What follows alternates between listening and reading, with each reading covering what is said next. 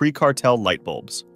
There's something you don't know about light bulbs. They have a darker story than you'd imagine. By the early 1900s, some bulbs were lasting 2,500 hours or more, and the technology kept improving. There was one bulb installed in a fire station in 1901, which is still burning today, over 120 years later. So what happened? Why did bulbs stop getting better and actually start getting worse? In 1924, a group of the world's biggest light bulb companies got together and formed an agreement. This agreement became known as the Phoebus Cartel, named after the meeting point they used in Geneva. What they agreed on was insane. They decided that light bulbs should not last more than 1,000 hours. If any company made a bulb that lasted longer, they would be fined. The idea presented to the public was that a shorter burning bulb actually produced better light, and there was a small truth in that. Brighter filaments do tend to burn out faster. However, the 1,000-hour limit was not chosen because of light quality. Long-lasting light bulbs don't need replacements, which of course leads to fewer sales. The cartel lasted until around 1939, when World War II disrupted global trade and the agreement fell apart, but the 1,000-hour norm had already settled into the industry as a kind of standard. Even after the cartel ended, that number stuck around for decades.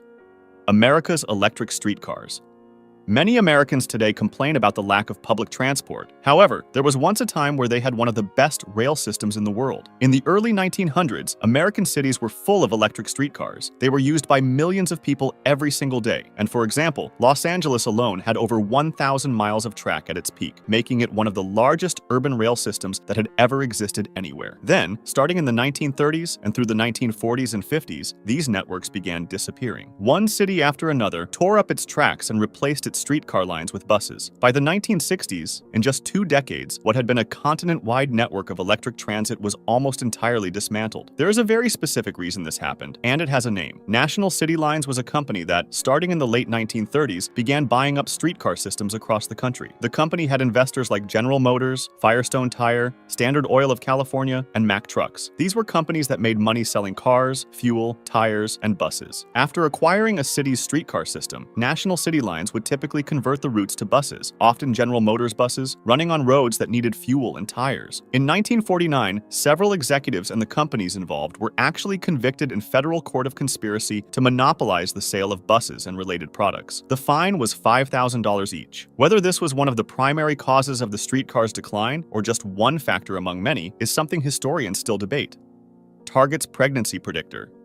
Sometime around 2010, a man walked into a Target store in Minnesota and asked to speak with a manager. He was angry because Target had been sending coupons to his teenage daughter, and the coupons were for baby products. He wanted to know why a major retailer was sending that kind of material to a high school student. The manager apologized and said it must have been a mistake. Then, a few days later, the manager called the father back to follow up. It turned out his daughter was pregnant, and she had not yet told her family. Target had figured it out before he did. This was not a coincidence. Target had deliberately built a system to predict which of its customers were pregnant, and it had been working quietly for years before that story became public. The system worked by analyzing the specific products pregnant women bought, as well as the timing of their purchases. Things like unscented lotion, certain vitamins, cotton balls, and hand sanitizer showed up in patterns entirely different from the general population. When a customer's buying behavior started matching those patterns, the algorithm assigned them what the team called a pregnancy prediction score. The system was so accurate that it was able to estimate a due date within a fairly narrow range. When the story became public through a New York Times article in 2012, the reaction was immediate. People were unsettled, not because Target had done something illegal, but because it had done something that felt like a serious invasion of privacy without anyone realizing it was happening. Target did not shut the algorithm down, but it changed how it used the results. Instead of sending coupons that were obviously targeted at pregnancy, they started mixing baby product offers in with completely unrelated ones, so the targeting was less visible. The goal was to make the predictions feel like coincidence rather than surveillance. Amazon Dash buttons. In 2015, Amazon introduced what was arguably one of their best products, a small plastic device about the size of a thumb that you could stick anywhere in your home, with a single button and a logo for a specific product. The idea was straightforward. When you were running low on something, you pressed the button, and with just one click, Amazon automatically ordered more and shipped it to your door. They were sold for about $5 each, and that cost was refunded as a credit on your first order through the device, so it was basically free. It was a success, and Amazon kept adding brands and expanding the program. Companies paid Amazon to have their own dash buttons because they essentially guaranteed repeat customers. However, there was one issue. When you're shopping through the app or website, Amazon can upsell you related products. This wasn't the case with the dash button. Also, Amazon's own app added a feature that let you reorder past purchases in just a few taps, and Alexa made it possible to reorder by just speaking out loud. Subscription services also let you set automatic deliveries on a schedule without pressing anything at all. The last straw was when an early 2019 ruling in Germany declared the product illegal because it did not show the price of the product at the moment of purchase, since prices on Amazon can fluctuate. By 2019, Amazon discontinued the physical buttons. Aereo.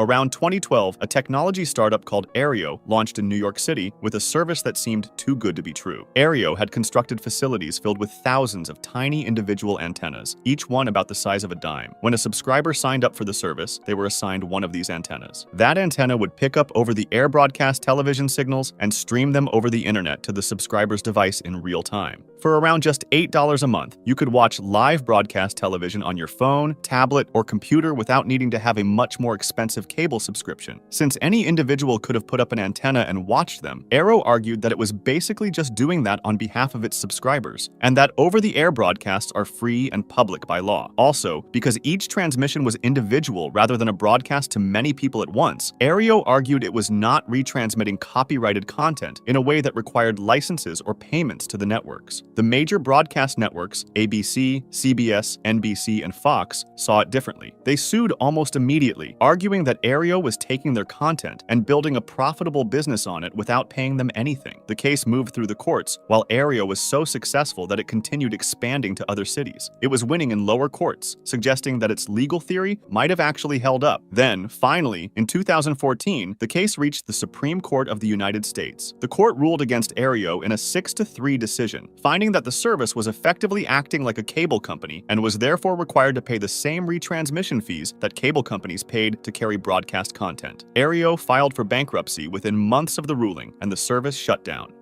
The Concorde. In the 1950s and 1960s, planes were getting faster with each generation, and the assumption was that this trend would continue. Britain and France decided not to wait, and in 1962, the two governments signed an agreement to jointly develop a supersonic passenger aircraft, splitting the enormous cost and combining their engineering resources. Now, keep in mind that a conventional jet going from London or Paris to New York took around 7 or 8 hours. The new plane, the Concorde, could carry around 100 passengers from London or Paris to New York in roughly 3.5 hours. The Concorde was doing the same trip in half the time. You could leave London after breakfast and arrive in New York before breakfast on the same morning due to the time zone difference, effectively gaining back hours of the day. Business travelers and celebrities made up most of the passenger list, but there was a problem that derived from the same goal that they created it for: speed. Since it literally traveled faster than sound itself, it produced a sonic boom, which was so disruptive on the ground below that supersonic flight over land was banned in most countries, including the United States. This restricted the Concorde almost entirely to transatlantic routes, which dramatically limited the number of city pairs it could serve and the total market it could reach. As a further setback in 2000, a Concorde operated by Air France crashed shortly after takeoff from Paris, killing everyone on board and a number of people on the ground. Lastly, in 2003, both British Airways and Air France announced they would retire the aircraft entirely. 4 Loco.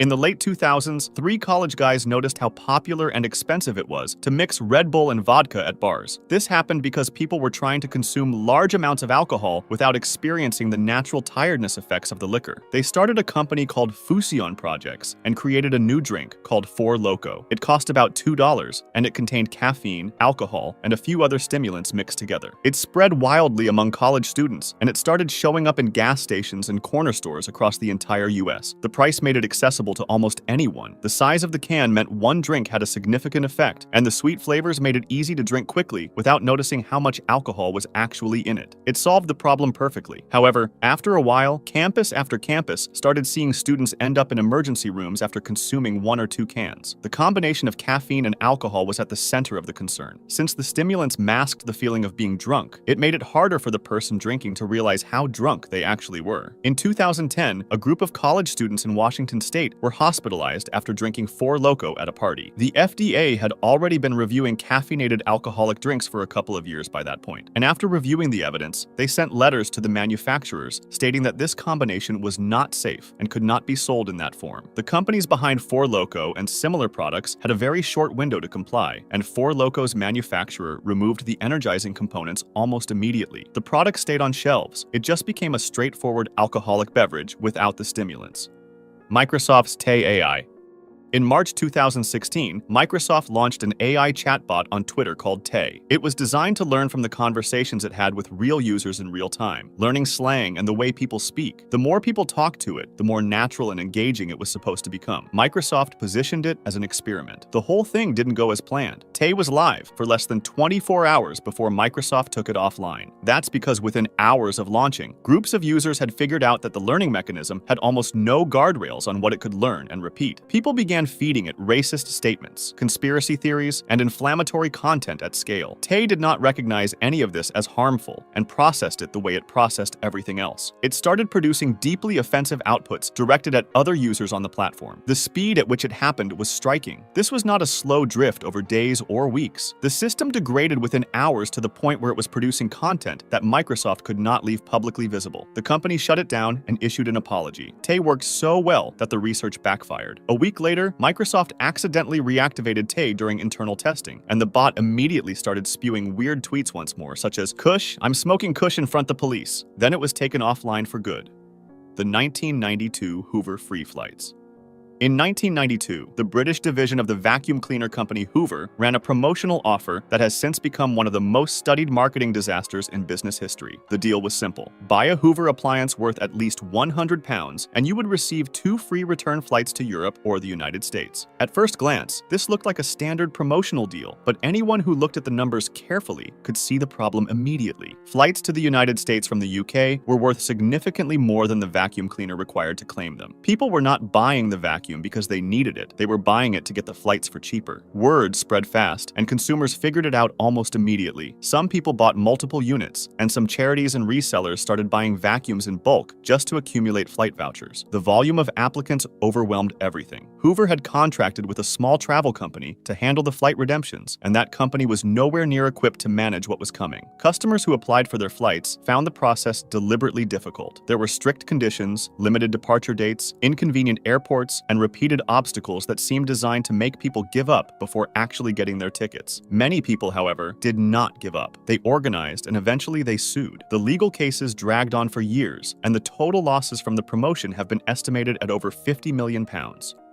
Flappy Bird.